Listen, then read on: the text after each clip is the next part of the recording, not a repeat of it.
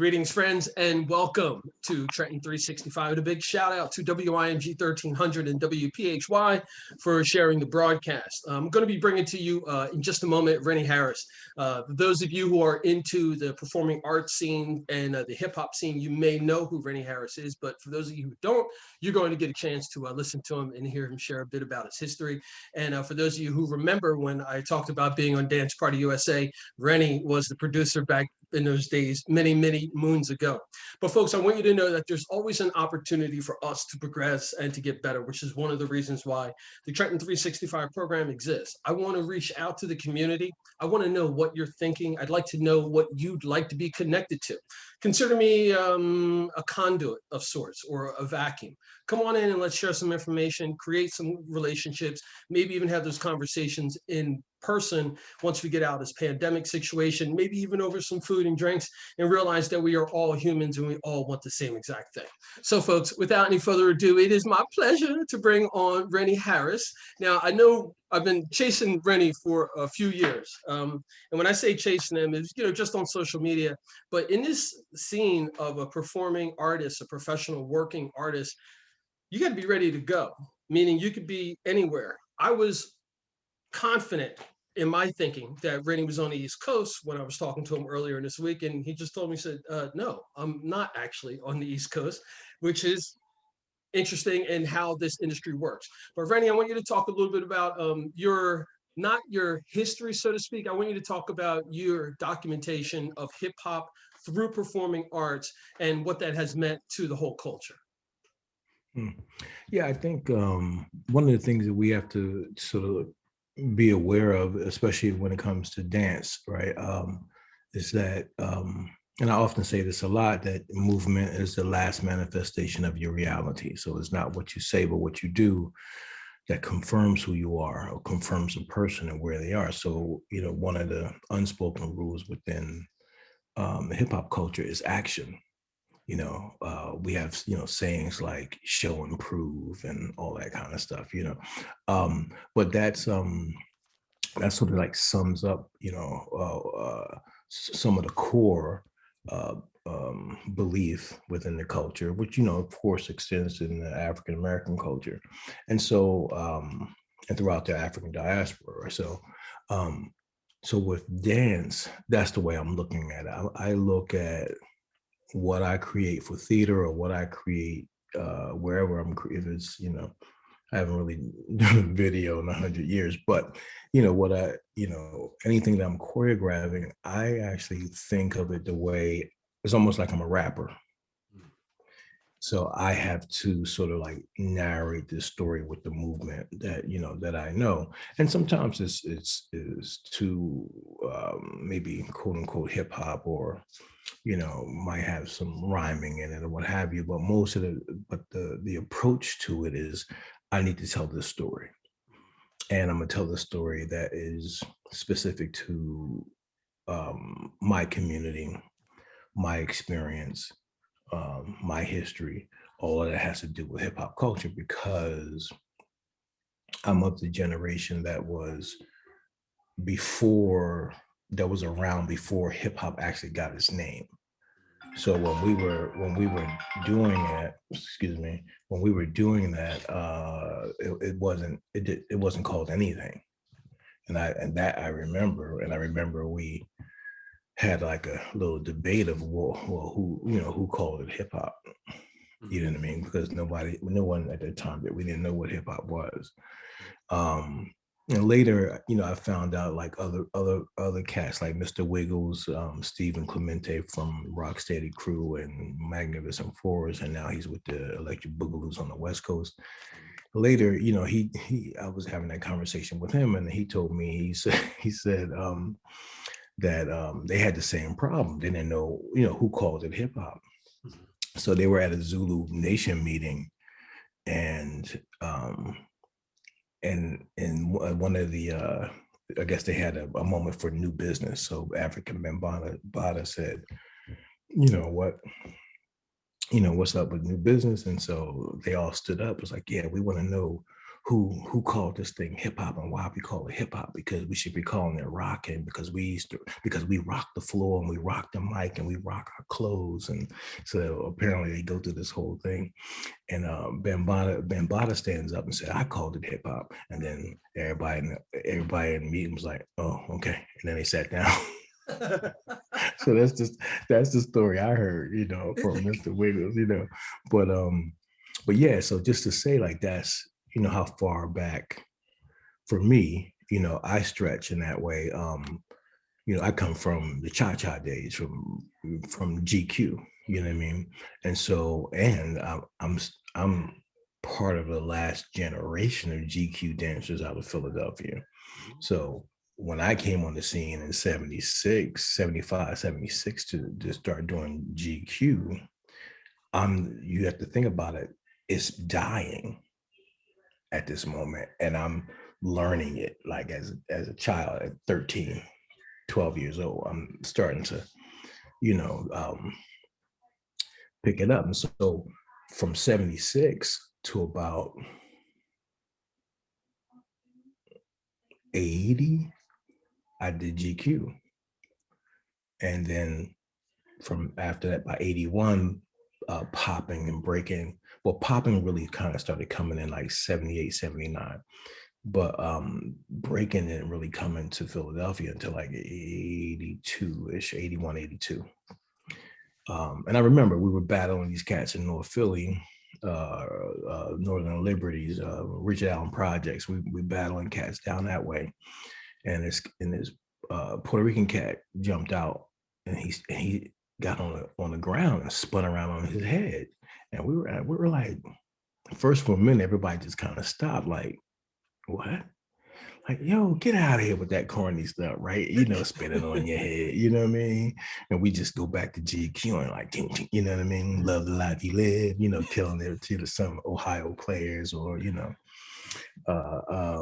so yeah, so Rennie, I want to yeah. stop you and take you a little bit deeper into those early days and the Mhm. culture, because I'm the youngest of seven, and I remember how when in like 80, in African Bambaataa, there's a line in there, Trenton rocks to the planet rock.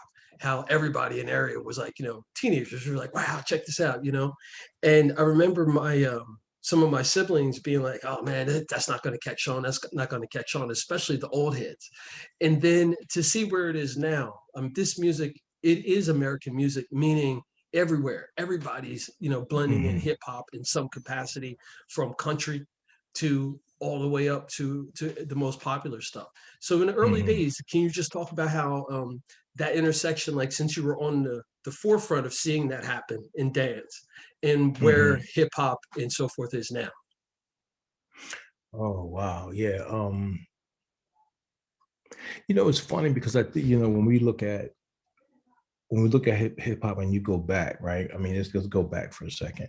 We go back, that it is nothing more than an extension of traditional African dance and culture. And you begin to see these sort of like through lines from slavery through jazz, right? From slavery, tap, jazz. Okay. And on the way to my generation, there's a lot of folk who contributed to movement vocabulary. They also contributed to sort of some cultural isms, so to speak. So for instance, there was a battle back in the day. I think it was the Master Juba and Henry Lane, and it was on the plantation. The Irish cat danced against the Master Juba, the African slave cat. And I don't know if he was a slave at the time. And so at this moment, they go at it. They're battling. And at some point in time, right? Now, I don't know who won the battle. However, at some point in time, so this Irish connection kind of merges with Africanist culture, African culture, right? And so this is where you get this big debate about Well, the Irish are the ones who made up tap, or no, the Africans, hip hop made, black folk made up tap, right? They'll go back and forth about this because there was a moment. The people forget that, the Irish were also enslaved, right? So there was a lot of sort of cross mingling, so to speak, and they were indentured servants and all the whole nine.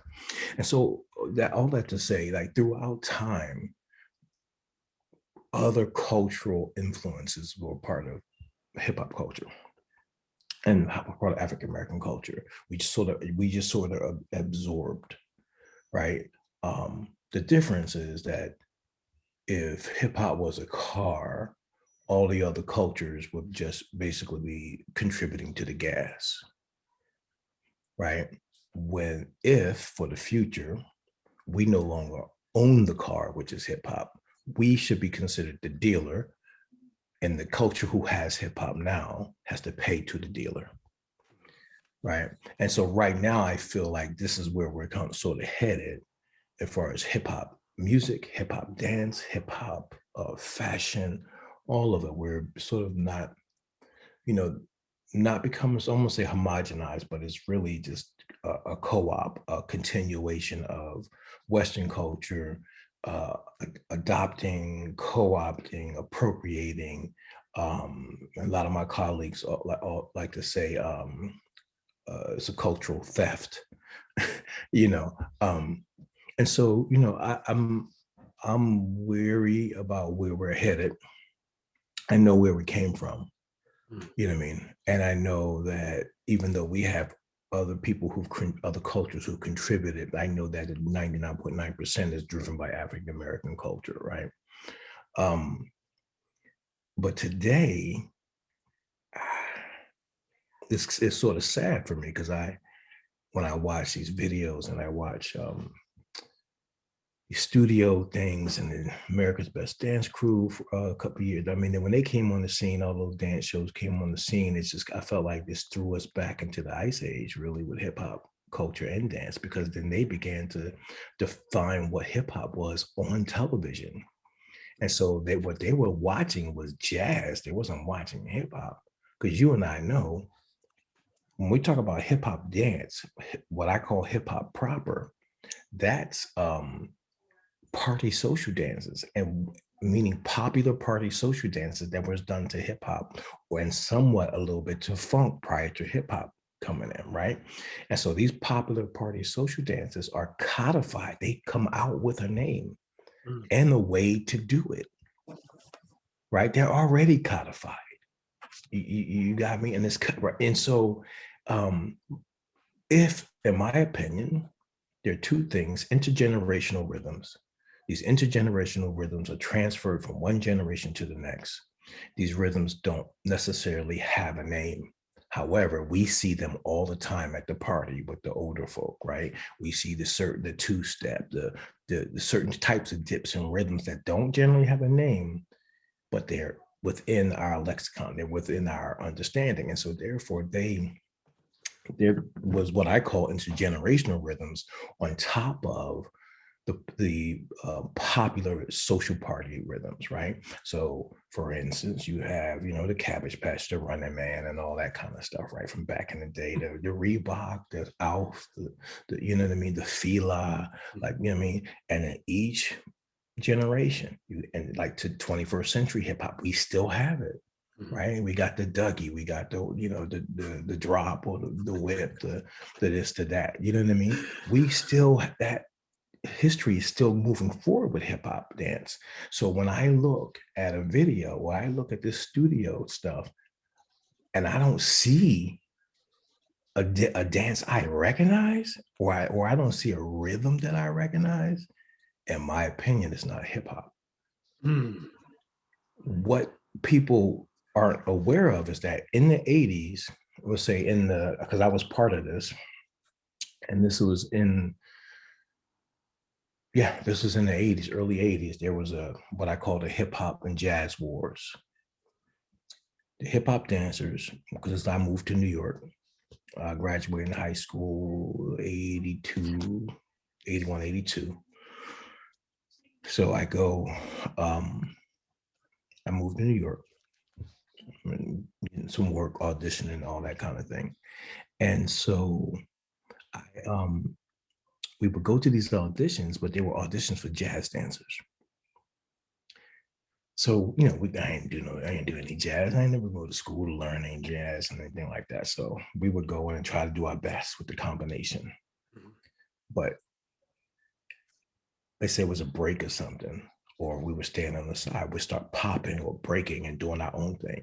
So the director would see this out the side of their eye, like, what is that? I never seen that.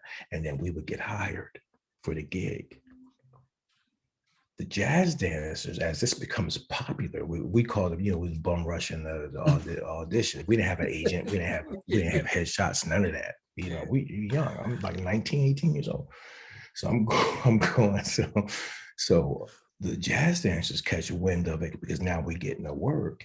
And they start going to the clubs and start hiring people to teach them how to do it. They learn how to do it, but they don't even learn how to do it. It's very mediocre, very beginner, right? Robotic like. Yeah, the waves are unclear. The breaking is, trash basically. However, the next time, a year or two later, I'm auditioning. I lose out to a white girl who does the wackest wave you've ever seen from one arm to the next. I'm doing lightning waves. I'm like, I'm killing it, right? No, she had the look. She was pop culture. So the Jazz Cats won for a minute, and now you see jazz, but hip hop, but jazzy. Then in the 90s, Buddha Stretch, the Elite Force from the East Coast, and then you have the Soul Brothers from the West Coast, hip hop dancers. They come in and they hit the industry hard. This is when you see Will Smith, the hip hop dancers in there, Mariah Carey, Michael Jackson, everybody's using street dancers now, and it saturates. You know, you have Fatima, Big Les, all these are the hip hop choreographers. Buddha Stretch and Fatima choreograph Remember the Time. Michael Jackson is doing the Bart Simpson dance and Remember the Time. You got me? He's King Tutton. Yeah. He Tutton in it, right? So that happened in the 90s. And then as the 90s was happening, what people didn't realize is people were they started teaching these classes called street funk. This is late 80s or mid 80s. And street funk then evolves into they started street jazz, and then they called it street funk. By the time we got to the 90s, they took that thing and flipped it and called it hip hop. And it was still doing the same thing. They took the isolation of jazz, right? When you isolate the body parts, they took the isolation style and they took the gestures of rappers and used that and called it hip hop. So you see their arms like this, showing all this bravado. You see the men and women grabbing their crotch like they cool, like they hard rocks, and pushing out their lips in the thing. One, their hands are, when they see those are hand gestures of rappers. That's how rappers rap. Okay. They got their arms out, all the bravado, they grabbing their crotch all the time. Real hip hop dancers don't do any of that. And the reason why is because the swag is in the move, right? So when you're doing a Dougie, that's the swag. When you're doing a nay, that's the swag. There's no need to grab your crotch and try to be cool because the swag is in the move. Or how you showed up, or how you were dressed. Yes, right, yeah. And so that's a big key, because we don't have to pretend and that's the thing. We don't do those dances because we're not pretending we're hard. You got me? The thing is, what they were taking from the B-boys, because the B-boys and the B-girls, their lineage is from gang culture. And so it made sense that they walked around like hard rocks. They was like, some of the most vicious stick-up kids and gangsters I knew were B-boys, because that's what they did, right? And so they were taking that energy because they saw breaking and popping, that breaking energy as hip hop. Breaking is the cultural dance of hip hop, right? However, breaking was never done to hip hop music. Mm. It was done to hip hop music had been invented. People were dancing. People were rhyming over funk music, rock, skate, roll, bounce. Hip hop music hadn't been invented fully. It didn't come to its real zenith. Really, was until the '90s. In the '80s, remember, Grandmaster Flash and the Furious Five had a funk band. Mm-hmm. Yep. Sugar Hill Gang had a funk band. Fat Larry's band was King Tim. He had the first rap song. They had the first rap song, King Tim the Third. That was a funk band. Everybody, and then Bambaataa created electro funk, and then people thought that was hip hop, but it's its own genre, electro funk. That's what's the thing? Planet Rock, Don't Stop. You know what I mean? Ding, ding, ding, like Pac-Man, all the stuff that had to synthesize the futuristic stuff. That was called electro funk. It was not called hip hop. And So yeah, I want to interrupt you because I want to make sure we touch on a few things before we get out of here. Mm-hmm. You know how a half hour runs quick, but I want you to come back. Sir. I want you to come back. You know, you touched on so many things, like the intersection of the different cultures, just in movement, just in professional movement and in dance, and even the cultural wars. But it always seems as though it plays out musically where the Black indigenous music is always out front. So right now, hip hop's all over all the charts, you know, all the way through. And in a lot of those situations, the culture isn't represented always by people of color. How are you, and how have you throughout, you know, your career navigated that?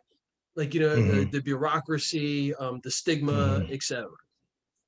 Well, you know, I think part of it is, you know, I'm very clear about if I'm drinking this coffee, this is now hip hop coffee. I'm very clear about who I am in my space.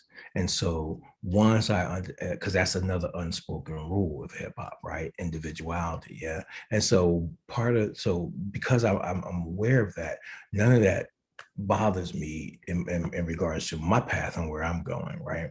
I think what's sad for me is that many people don't know the kids who those spirits who came here and hip hop was already here. They have no clue. They didn't know what happened. They don't know how it went down. And they're not taking efforts to research that, because then we get into privilege and all this other stuff. And so that's the part that's sad for me. Yeah, hip hop, you know, the face of it may change. I thought it was going to happen a little sooner, but you know, it may change because you have to look at the trajectory. The same thing with jazz, right? How many Black musicians you know that play jazz now, right? You would same thing with rock and roll, and I'm not talking about the older cast. I'm just saying, you know, right now, I mean, the face of rock is completely white, right? But if we go back into history, remember J. Edgar Hoover wrote a letter to the FBI, a memo, and he said, we need to stop this Black music, rock and roll, from affecting our white youth of America. People forget that rock was Black because they don't know that because they weren't born back then. And again, no one's doing the history, just check it out. And like I you know, often say, don't believe anything I say, just research it yourself. Because that's like, for, you know, and that's how you empower yourself, man. I teach my students that, like, yeah, I'm the teacher, I'm the guide, you know what I mean? I'm guiding you, you know what I mean? But you have to do the work. You know, what's the African saying, like, when the student shows up, the teacher will appear. You know what I mean? Like, so when you're willing to be in that space to go and do the work, then you'll get that information that you're supposed to be getting. You know what I mean? And so I think, you know, I feel like hip hop right now in the future of it is scary for me, because I'm like, man, okay. this thing is changing, but it's hip hop. And you know what I mean? And so now that it's become pop, it's like the new pop, right? R&B is done. It's not done. It's like now it's R&B is now elevated music. It took the place of jazz, but jazz was elevated music. R&B now is like going in that direction, right? Like, who's coming out R&B like that I know of? I mean, people aren't just not. I mean, they are, but you don't know it because it's not on mainstream anymore. So you have hip hop as the new pop, right? But we have to remember the words. Pop is short for popular. Popular, according to Dr. Deidre Sklar, popular comes from populus, populi, populoso, right? Which means the vile stench of the earth. So when you are being referred to as pop culture, it's derogatory. It's a derogatory term. Absolutely. Right? Absolutely. It's the same thing with hip hop becoming pop. It's now in the place where they wanted it to be from the very beginning. You know what I mean? They wanted that. Yeah, Rennie, I want to touch on something you mentioned at the beginning of that statement was your students. Going back to when I was a young person, just enjoying dance and was able to get a shot on Dance Party USA, you were there. You were producing vivacious, great personality. Recognizing now that we're sort of closer in age than I thought back then, but you were this like father uncle figure, and this generation that's currently upon us, and all the talent that they have, they're growing up in some very, very difficult times, finding out who they are in some very difficult times. I know that music and performing arts and dance to music are synonymous. What do you kind of see or foresee what's going to happen with this generation, and what are they going to be producing next? I think if we can get a hold of this me only person, like this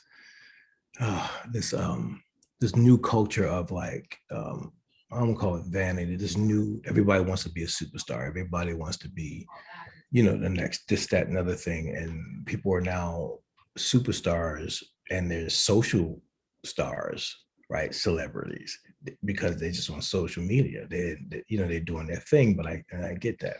But I think if we are able to get a hold of that narrative and reshape it, I think we have a chance of surviving culturally in a way that our forefathers didn't survive in that way, far as the arts. However, I'm still worried because it doesn't necessarily look that it doesn't look that good right now. But it's I think if we continue to have like Kendrick Lamar, we can continue to have Chance the Rapper, all these we need more of those who are not afraid of the industry, right? Or not afraid. And I don't say the industry because it's two different things, the business and the industry, right? But not afraid to have their voice and not afraid to lose.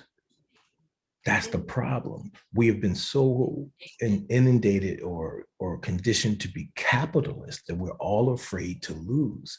When you realize the real truth, the power behind losing, you'll be like, oh my God, losing is empowering. It shifts you to do better, right? It makes you reflect. It's not all the things that I did that made me successful. It's all the things that I did wrong. Because when you put your hand on the fire, it burns, not to do it again. You know what I mean? Like you only, sometimes some people are hard-headed, so they have to go through the same loop sometimes. So I think once we understand, like, it's all right to lose, it's all right to feel bad, it's all right. Doesn't mean you have to do that. Doesn't mean you're a loser. It just means that, okay, how are you going to approach it again? You're going to get it up to do it again. The best thing about tomorrow morning, or I'm gonna call it morning, but the best thing about tomorrow is that it's tomorrow, meaning you get up with a whole new chance to start over again. It's amazing. How many chances we get to start over to fix the day before. You know what I mean? And so I think it's really about, I don't know. I feel like I'm kind of 50-50 about the future. And I feel like we're balanced, but I feel like the other side is pushing forward. And and I know that love, greatness, and all these other things are neck and neck with that other side, right? We just need to see that support and feel that support more. It's not being reported, so we don't see it as much. You know what I mean? We don't see, so we can identify like, yeah, that's the way to go. Yeah, that's the way to go. You don't have to. We are not content with what we have, and we're not content with just living in the fact that we get to sip some fucking air and be alive and conscious in this realm. We've been convinced that we must have it all. We must be at the top. Like, how about just going for security, making sure your job is secure, your family is secure, financially, and then that's it. You're then satisfying your soul when you take that perspective. Rennie Harris, Pure Movement, thank you so much for your time. I can't wait to have you back, because I think after these decades that we haven't been in contact, I think you owe me some time. So I'm gonna be tracking you down, my friend. I really appreciate you. I appreciate all that you have done, paving the way for so many others and documenting the cultural history of dance. For those who don't know, I encourage them to go and check you out on social media, as well as your website, where they'll realize that you are the embodiment of art in performing arts and documenting the hip-hop culture. Appreciate you very much. Yes, sir. Folks, you've been listening and watching the Trenton 365 show, where I get an opportunity to bring to you fantastic human beings such as Rennie Harris, who happen to be performing artists. This is an opportunity for you to reach out to them and get in contact with them as well, and I encourage you to do so.